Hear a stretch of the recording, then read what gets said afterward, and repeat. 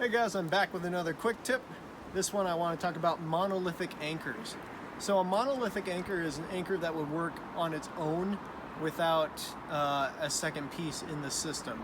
What I mean by that is maybe a large boulder that you can throw a sling around, or in many instances it's a tree. These are kind of like the two examples, or the main cases of a monolithic anchor that you would use. Usually it could be in a trad environment, or it could be even a sport climb that just ends with a tree and the route developer decided that that would be the anchor. So I've chosen this tree right here. This is about the thinnest tree that I would probably use in this circumstance, unless I knew the area and I knew the root structure of the tree. Certain trees, like Joshua trees, have very shallow root systems, and in many places where there are Joshua trees, it's actually illegal to belay off of them anyway.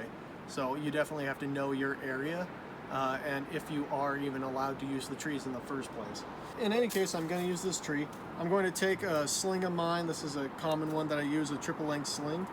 I could just, the tree is a bit bigger, I could always just wrap it around like this and then tie my knot. But if I want to use up a bit more material, I can take the sling and start right here on the front of the tree and then wrap both ends around. Now you can see how they're not quite even, so I may have to adjust a bit. Just a bit more. There we go. And now I just used up a little bit of extra material.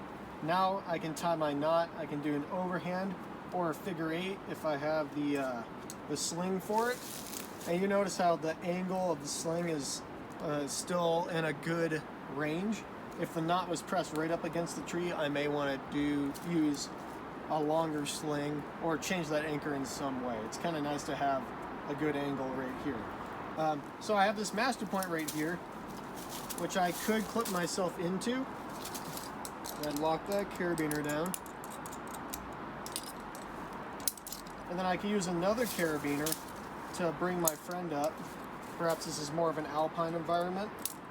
So I could just use a Munter hitch to belay them up. I would lock that carabiner. Another thing I want to bring up with this anchor is the shelf. So a monolithic anchors, you do have a shelf along with the master point. If you have any double point anchor, like maybe 2 bolts in a sport anchor or a triple cam trad anchor, you would clip the 2 strands above or below the knot. That would be your top and bottom shelf. However, on a monolithic anchor, you don't exactly know which strands you're clipping into. So if I clip into the shelf right here and this top strand were to cut, it could be the same strand all the way around the tree to the other side, and I could fall out.